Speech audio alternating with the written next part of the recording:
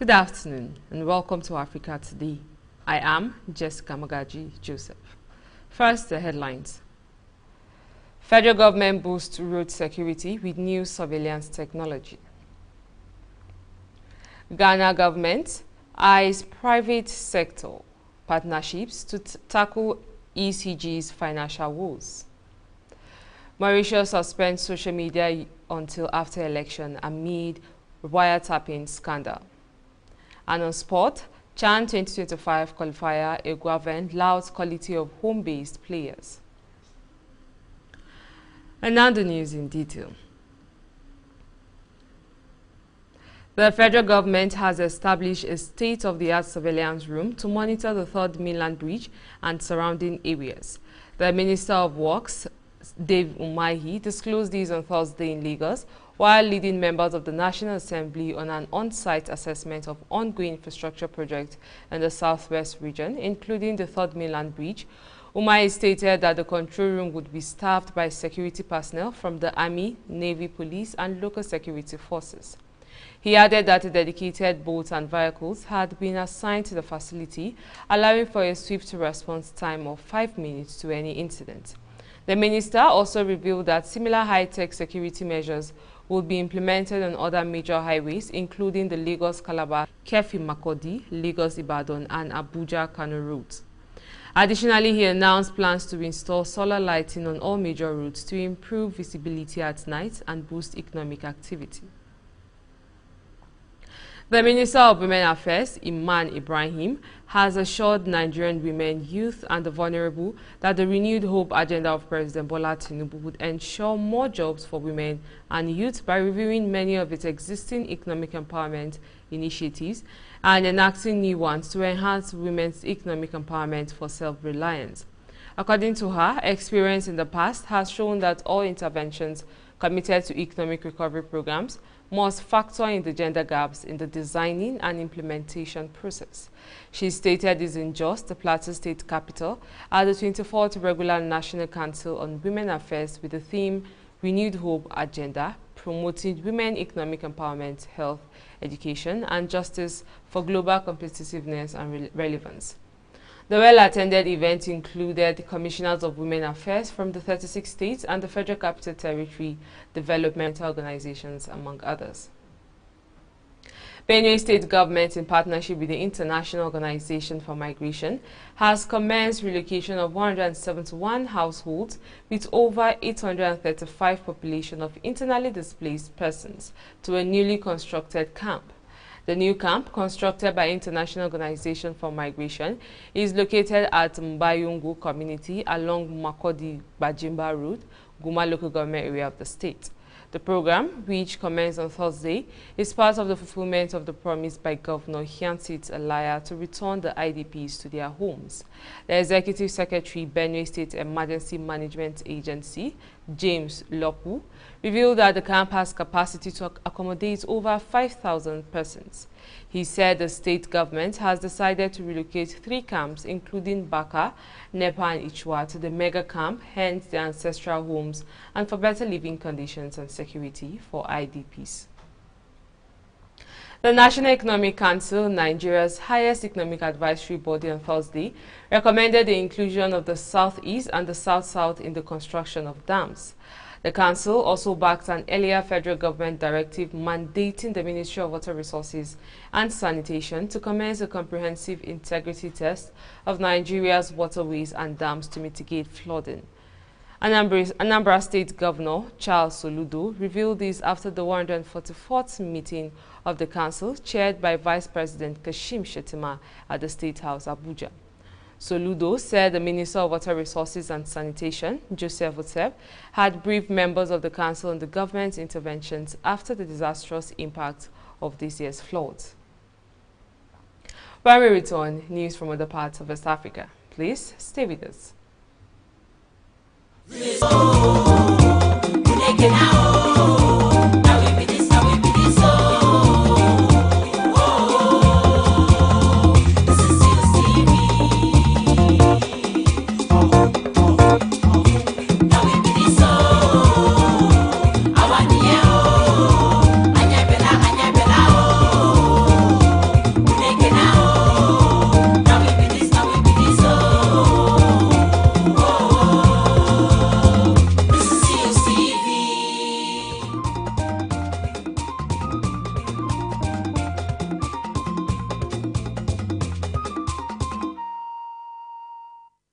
Welcome back.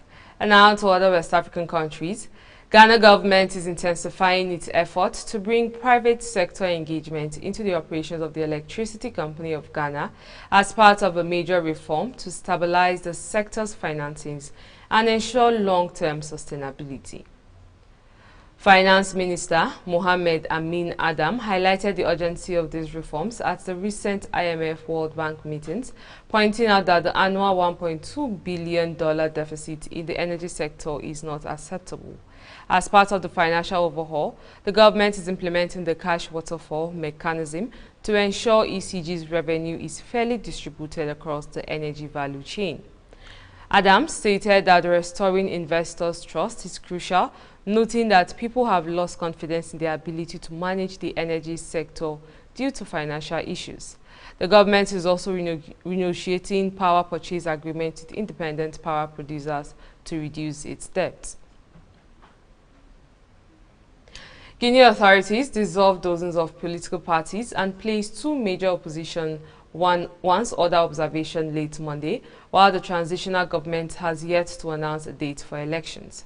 The West African country has been led by a military regime since soldiers ousted President Alpha Condé in 2021. The West African regional bloc, known as ECOWAS, has pushed for a return to civilian rule, and elections are scheduled for 2025. The mass dissolution of 53 political parties and required observation of 54 others for 3 months is unprecedented in Guinea, which held its first democratic election in 2010 after decades of authoritarian rule. The Ministry of Territorial Administration and Decentralization announced the moves based on an evaluation of all political parties begun in June. The evaluation was meant to clean up the political chessboard, according to the ministry. The 67 parties that will be under observation for 3 months can operate normally but must resolve irregularities noted in the report. Those parties include the Rally of the Guinea People, which is the party of former President Alpha Condé, and another major opposition party, the Union of Democratic Forces of Guinea. The authorities said the parties placed under observation failed to hold their party congress within the time limit and to provide bank statements, among other issues. We move to other parts of Africa after this break. Please stay with us.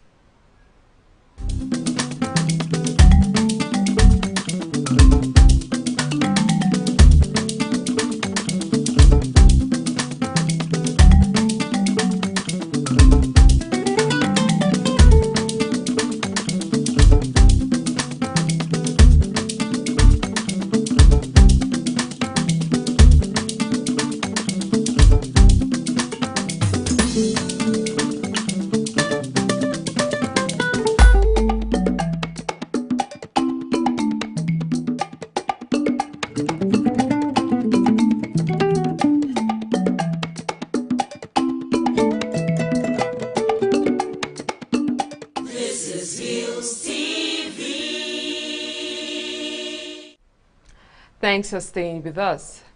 Mauritius communications regulator ordered all internet service providers to suspend access to social media platforms on Friday to November 11th, a day after the upcoming general election, as the country reels from a wiretapping scandal. Some 20 conversations involving politicians, police, lawyers, journalists, and members of civil society have been leaked on social media since mid-October, media watchdog Reporters Without Borders say. The Information and Communication Technologies Authority said the temporary social media ban was in response to illegal postings, the security and integrity of the country following the publication of certain audio clips. Botswana Democratic Party has lost its parliamentary majority in this week's election, according to reports from state radio and newspapers, which cited results from over half the constituency. Though analysts anticipated a competitive race, they believe a divided opposition would favor President Mogwetsi Masisi's BDP, which has governed the country since its independence from Britain in 1966. However, based on results from 36 of the 61 constituencies, opposition parties have secured more than half the seat in parliament, according to media. The BDP has won just one of the 36 states constituency so far, while the opposition coalition, the Umbrella for Democratic Change, has taken 23. To secure a majority, a party needs 31 seats. Botswana, known for its stability and diamond wealth, provides free healthcare and education. Up next is business news. Please stay with us. This is Hillstv. Quality broadcasting is what we'll bring to you. Now we be this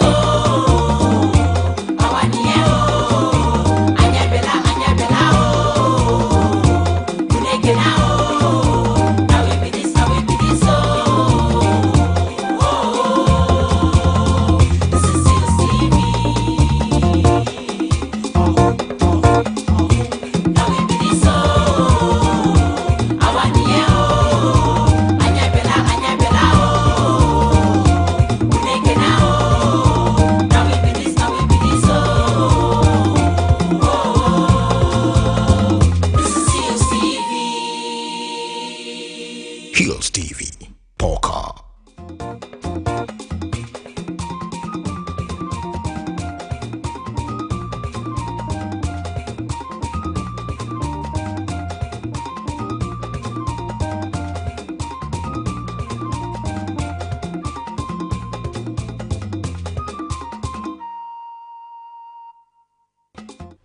Welcome back. And now on business news, Minister of Finance and Coordinating Minister of the Compressed Natural Gas Initiatives. China's push to shift its food import sources said 2018 has put it in a better position to impose tit-for-tat tariffs on U.S. farm goods with less harm to its food security if trade friction with Washington flares after the U.S. presidential election. The threat of a trade war looms for China, the world's top importer of farm products such as soybeans and corn, with Republican candidate Donald Trump floating blanket 16% tariffs on Chinese goods in a bid to boost to U.S. manufacturing. His opponent, Kamala Harris, a Democrat, is also expected to confront China on trade. Since Trump was in the White House, China has slashed its dependence on U.S. farm goods in a concerted effort to beef up national security, including food self-sufficiency. The pivot began in 2018 when Beijing slapped 25% tariffs on imports of U.S. soybeans, beef, pork, wheat, corn, and sorghum, relating against duties imposed by the Trump administration on $300 billion worth of Chinese goods. Still to come in sports news. Please stay with us.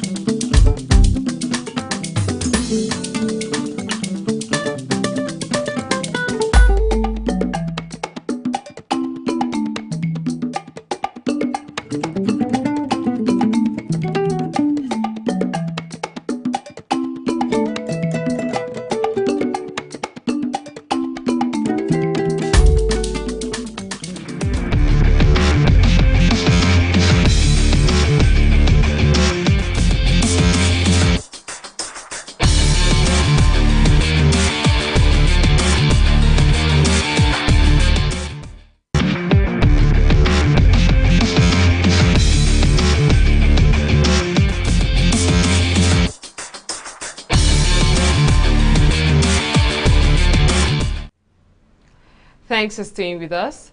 And on sport, Super Eagles caretaker coach Augustine Egwaven has praised the quality of local-based players invited for the 2025 African Nations Championship qualifier against Ghana. Egwaven last week summoned 35 players to camp for the encounter against Black Galaxies. The team started preparations for the game in Abuja on Wednesday.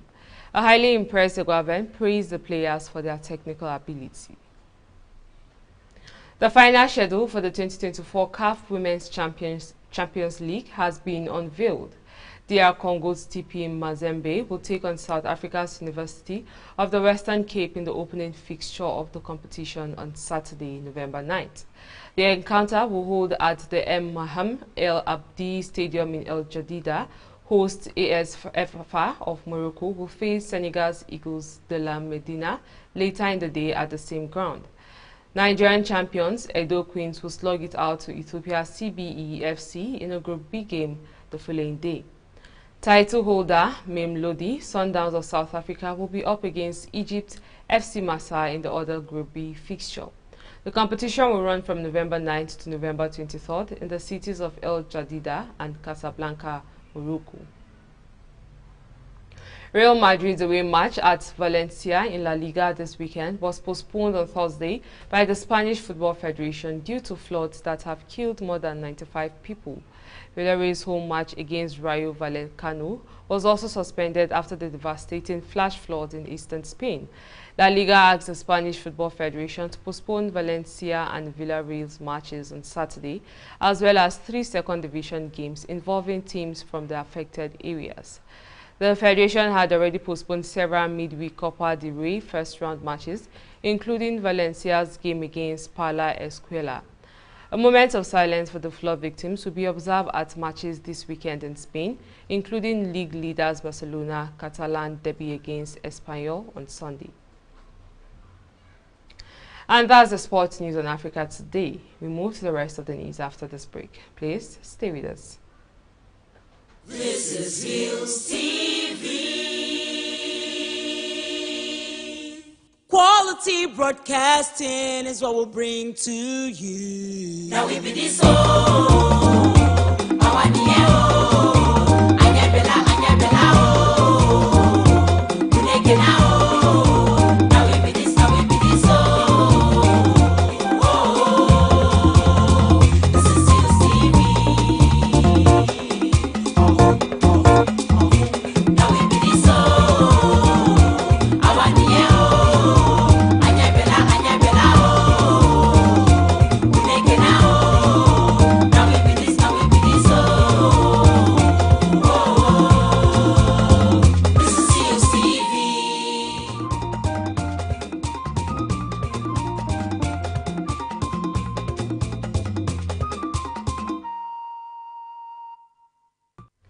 Welcome back. And now to the rest of the news. The death toll from devastating flash floods in eastern Spain climbed to 158 on Thursday, with rescue teams still searching for those missing in what could become Europe's worst storm-related disaster in over 5 decades. There is a total of 158 people to which must be added dozens and dozens of missing. Angel Victor Torres, minister in charge of cooperation with Spain's region, told the press conference. A year's worth of rain fell in 8 hours in parts of the Valencia region on Tuesday. The tragedy is already Spain's worst flood-related disaster in modern history, and meteorologists say human-driven climate change is making such extreme weather events more frequent and destructive. In 2021, at least 185 people died in heavy flooding in Germany. Prior to that, 209 people died in Romania in 1970, and floods in Portugal in 1967 killed nearly 500 people. And that's Africa Today. But before we go, here are the headlines again. On the headlines, federal government boosts road security with new surveillance technology. Ghana government eyes private sector. Mauritius suspends social media until after election amid wiretapping scandal. And on sport, on CHAN 2025 qualifier, Iguaven louds quality of home-based players. Remember to visit us on Facebook at Hillstv Abuja, Instagram at Hillstv Abuja, and subscribe to our YouTube channel at Hillstv. I am Jessica Magaji Joseph. Thanks for watching.